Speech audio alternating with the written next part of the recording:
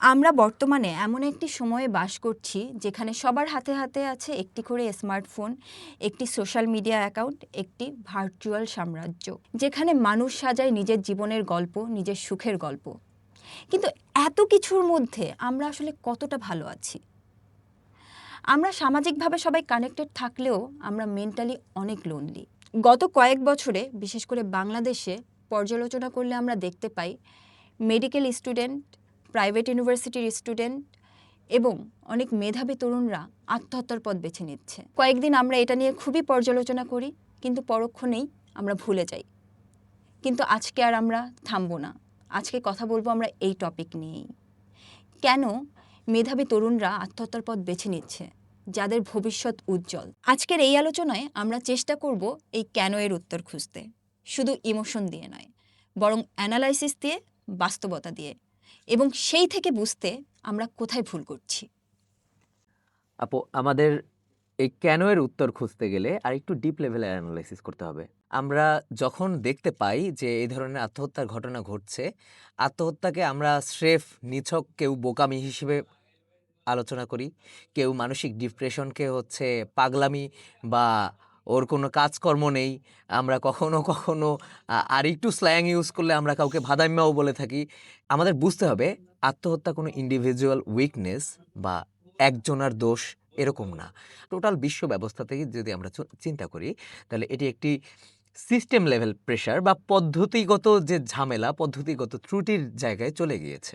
World health অর্গানাইজেশনের যে data, সেই ডেটা বা তথ্য অনুযায়ী প্রতি বছর বিশ্বে অন্তত 7 লক্ষ মানুষ আত্মহত্যার পথ বেছে নিচ্ছে। এই বছর কয়েকদিন আগে আমরা দেখেছি একজন মেডিকেল শিক্ষার্থী চাপে পড়ে পাশ করতে না পেরে উনি আত্মহত্যা করেছেন। 23 সালে একটা সিঙ্গেল ইন্ডিভিজুয়াল ইয়ারেই 513 জন বাংলাদেশি শিক্ষার্থী, যাদের মধ্যে বড় অংশই নামকরা পাবলিক ইউনিভার্সিটি স্টুডেন্ট, তাদেরকেই আমরা হারিয়েছি। বাংলাদেশের প্রেক্ষাপটে দেখবেন ঢাকা বিশ্ববিদ্যালয়, জাহাঙ্গীরনগর বিশ্ববিদ্যালয় কিংবা বুয়েট, কুয়েট বা মেডিকেল কলেজগুলো, যে জায়গাগুলোকে আমরা হচ্ছে সবচেয়ে বড় সাফল্যের মানদণ্ড হিসেবে বিবেচনা করি, সেই জায়গার মানুষগুলোই যখন এই আত্মহত্যার পথ বেছে নিচ্ছে এই ধরনের, তখন এটা আসলেই খুবই বড় ভাবনার বিষয়। তাদের একটি উজ্জ্বল ভবিষ্যৎ রেখেও তারা কেন এই আত্মহত্যার পথটা বেছে নিচ্ছে। তো এই আত্মহত্যার পেছনে কারণগুলো আসলে কেন তারা এই কাজগুলো করছে, এই জায়গাটাকেই আমি আসলে সিস্টেমের ফেইলিওর, এই যে ঝামেলাটা, এইটাকে আমি আইডেন্টিফাই করছি এই কেনর উত্তর হিসেবে। আচ্ছা, তুমি বললা যে এই মৃত্যুগুলো ব্যক্তিগত নয়, বরং একটি সিস্টেমের ফেইলিওর। তাহলে এই সিস্টেম লেভেল প্রেশারের অ্যানাটমিটা আসলে কি? একজন মেধাবী ছাত্র বা ছাত্রী যে কিনা হাজার হাজার প্রতিযোগীকে পেছনে ফেলে একটা জায়গা করে নিয়েছে, সে কেন আত্মহত্যার মতো এত ভয়ঙ্কর কাজ করবে? এই ফেলিয়ারের প্রথম লেয়ারটা হচ্ছে একটা আইডেন্টিটি ক্রাইসিস। আপনি জিজ্ঞেস করতে পারেন যে হচ্ছে একজন বুয়েটের শিক্ষার্থী বা একজন ঢাবির শিক্ষার্থী বা একজন সর্বোচ্চ লেভেলের মেধাবী শিক্ষার্থীর তার আইডেন্টিটি ক্রাইসিসের জায়গাটা কোথায়? তার তো আইডেন্টিটি ক্রাইসিস থাকার কথা না, বরঞ্চ তার ইনস্টিটিউশনের নাম বললেও সবাই তাকে বাহবা দিত। এই জায়গাটাই সবচেয়ে বড় ফাঁদ। সে তার জীবনে সাফল্য পেতে পেতে যে প্রোফাইলটাকে এমনভাবে সে তৈরি করেছে যেখানে তার আর ব্যর্থ হওয়ার কোনো পথ খোলা থাকে না। সমাজ এবং পরিবারের যে হচ্ছে এক্সপেকটেশনটা থাকে, তার থেকে সবসময়ই সে যাই করুক সব কিছুতে সে সবচেয়ে বেশি সাকসেসফুল হিসেবে চলে আসবে। যেখানে 1 লাখ মানুষ প্রতিযোগিতা করছে, সেখান থেকে হয়তো 500 মানুষ সেই প্রতিযোগিতায় টিকবে। সেখানে এই মেধাবীদের প্রত্যেকটা পরিবার এক্সপেক্ট করে তার ছেলেটি 500-র মধ্যে তো থাকবেই, বরঞ্চ সে টপ 10-এর মধ্যে থাকবে। এই যে প্রোফাইল ক্রাইসিসটা বা এই আইডেন্টিটি ক্রাইসিসটা তৈরি হয়, এই প্রোফাইল অনুযায়ী তো হচ্ছে সবাই সবার জীবন চলে না। জীবনে অনেক জায়গায় ঘাত আছে, প্রতিঘাত আছে। আমাদের সমাজ এবং আমাদের পরিবার, যার অলরেডি ছোটবেলা থেকে আস্তে আস্তে এই প্রোফাইলটা তৈরি করছে, তার ব্যাপারে কোনো ব্যর্থতার গল্প বা ব্যর্থতার নিউজ কেউ শুনতে চায় না। যারা আইডেন্টিটি ক্রাইসিসটায় ভোগে একটা সময় গিয়ে কোনো না একটা জায়গায় ব্যর্থ হয়ে, সে যখন এই ব্যর্থ হওয়ার মতন করে চিন্তা করে যে এই সিজিপিএ কম পেলাম বা এই পরীক্ষাটিতে আমি ফেল করলাম, হয়তো আমার সেলফ ওর্থ কমে গেল, প্রতিনিয়ত এই চিন্তাটা তাকে কুরে কুরে খাচ্ছে।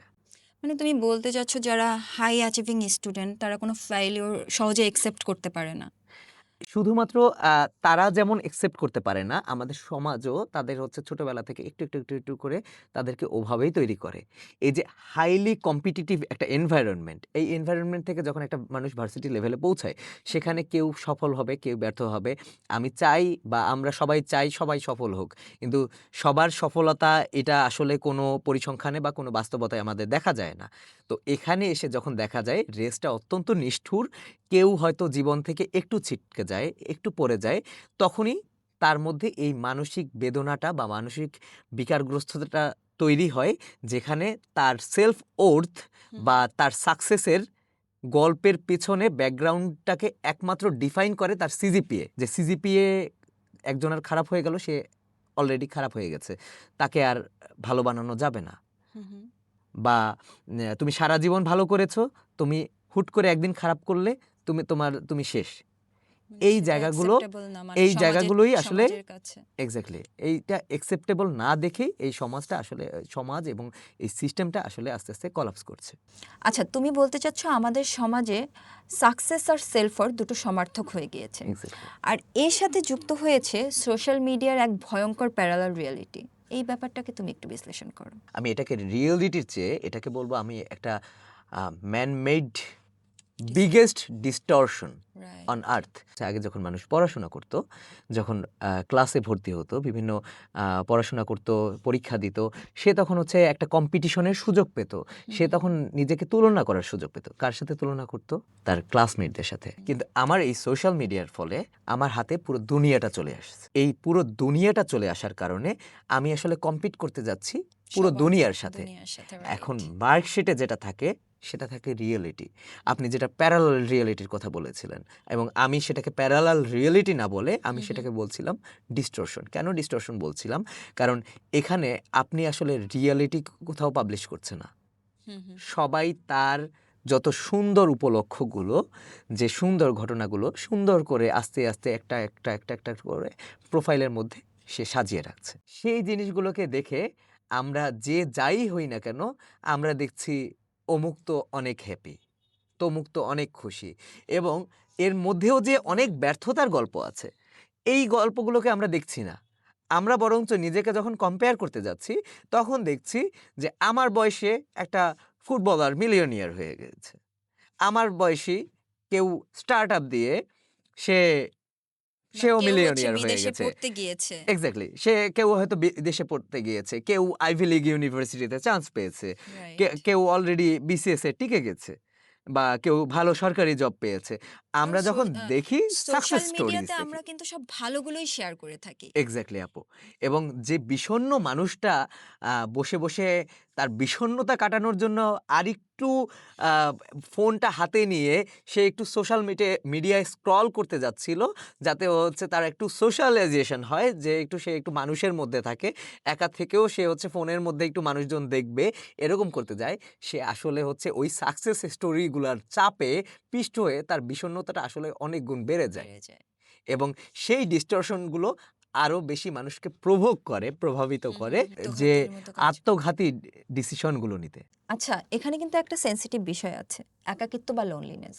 যেমন অনেকেই বলে থাকে যে ওর তো অনেক ফ্রেন্ড সার্কেল, ওর তো ফ্যামিলি ব্যাকগ্রাউন্ড অনেক ভালো, ও কেন একা বোধ করবে?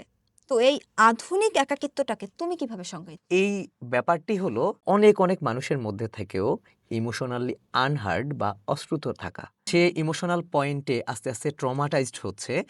সে কারোর কাছে বলার মতন ওই জায়গাটাও কেউ পাচ্ছে না, এবং সে যখন বলতে যাচ্ছে তখনই তাকে একটি বুঝ দিয়ে দেওয়া হচ্ছে, আরে এইগুলা নিয়ে তুমি বেশি চিন্তা করো না, এগুলো তোমার এত ভাবার বিষয় নাই, তুমি পড়ালেখা করো, নামাজ পড়ো, এবং হচ্ছে মনটাকে শান্ত করার ট্রাই করো।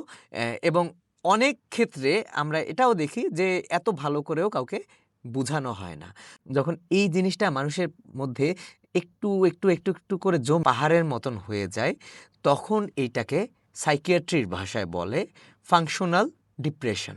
এই কথাগুলো বলে আমি কাউকে সিম্প্যাথাইজ করছি না, আবার সিম্প্যাথাইজ করছি।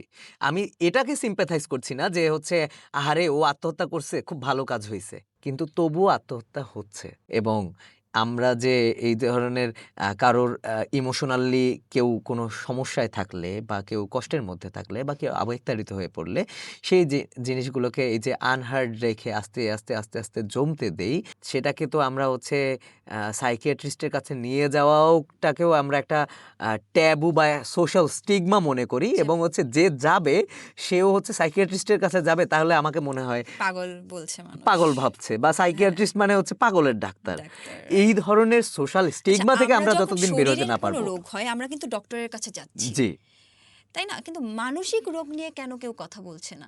একটা ফ্যামিলি, যেমন মনে করো তোমার বা আমার বাবা মা, আমাদের যদি কোনো রোগ হয়, জ্বর হয়, ডক্টরের কাছে নিয়ে যাবে।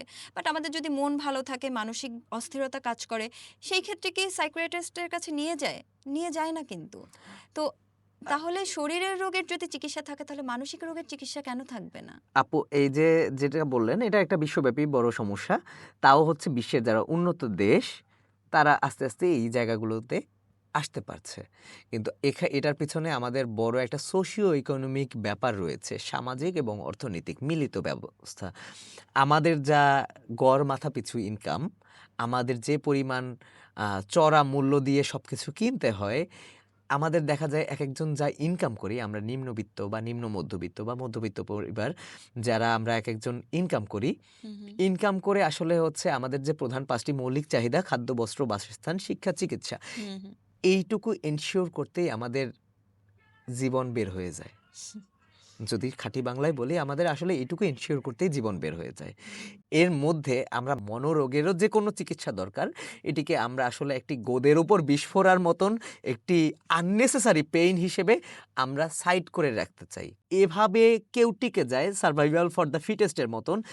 ১০০ জনের মানসিক ডিপ্রেশন হলে ১০০ জনই আত্মহত্যা করবে না বা ১০০ জনই ভেঙে পড়বে না। তার মধ্যে দিয়ে অনেকেই সেই জায়গাটাকে সার্ভাইভ করে ট্যাকেল যাবে। করে পার হয়ে যাবে।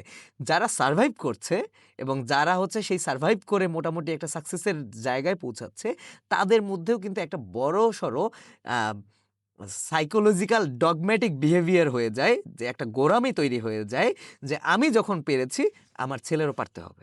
ওই মানসিক বিষণ্ণতা, এই ব্যাপারগুলো আসলে কিছু না। ওগুলো আমার এই বয়সে একটু হয়।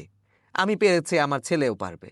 কিন্তু এই জিনিসটা ভাবা আসলে উচিত না। কারণ হচ্ছে আমি এবং আপনি যেমন সমান না, আপনি এবং আরেকটা মানুষ যেমন সমান না, প্রতিটি মানুষই ইন্ডিভিজুয়াল, সো প্রত্যেকটা মানুষ যেরকম ইন্ডিভিজুয়াল চিন্তা ভাবনা ইন্ডিভিজুয়াল, থাকবে। ইন্ডিভিজুয়াল চিন্তাভাবনা থাকবে, তাদের স্ট্রেংথ, উইকনেসও সব আলাদা, ইন্ডিভিজুয়ালি হয়। রাইট। সবার সমান হয় না। হবে না। এজন্য হচ্ছে সবাইকে এক মানদণ্ডে মেপে এই ধরনের জিনিসগুলাকে একটা সোশ্যাল স্টিগমা বা ট্যাবু বানিয়ে রাখা এবং সাইকিয়াট্রিস্ট দেখাতে নিয়ে যাওয়া মানেই হচ্ছে পাগলের ডাক্তার।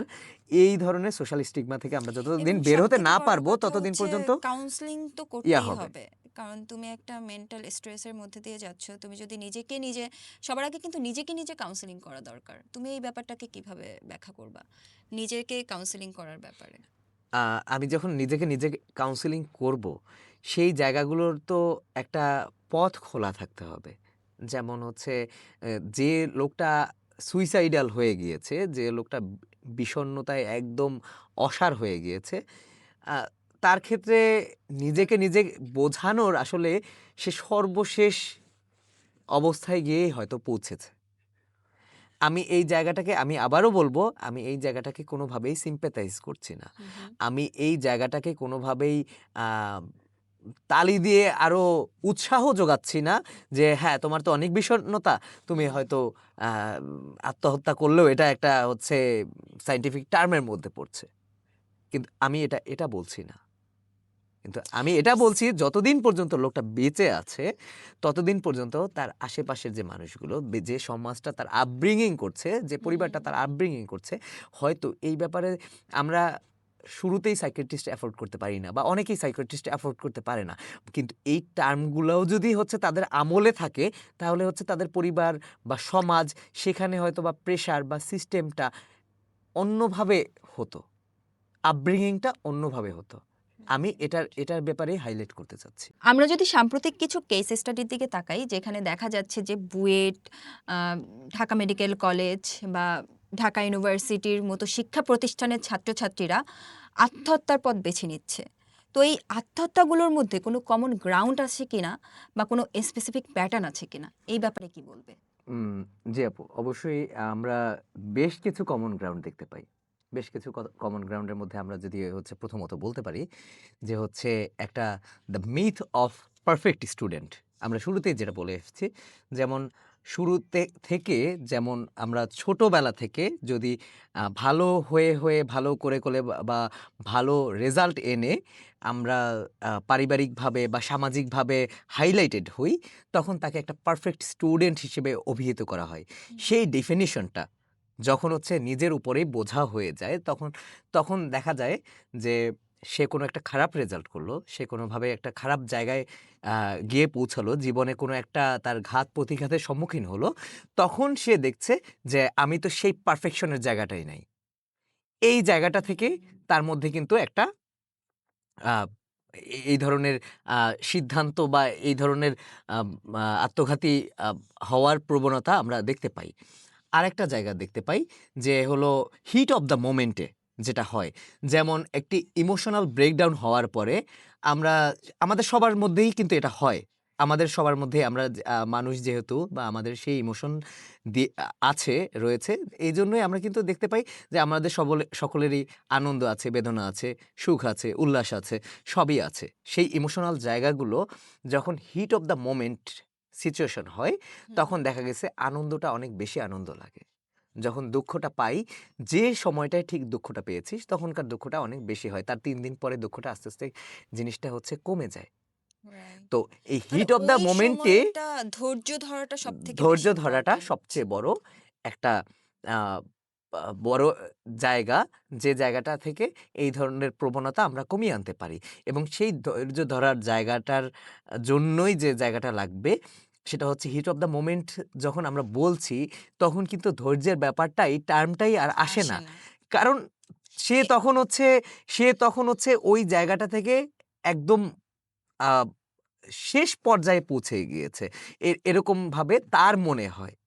যদিও সামাজিক দৃষ্টিতে বা অর্থনৈতিক দৃষ্টিতে বা দুনিয়ার দৃষ্টিতে বা ইতিহাসের দৃষ্টিতে কিন্তু এরকম না।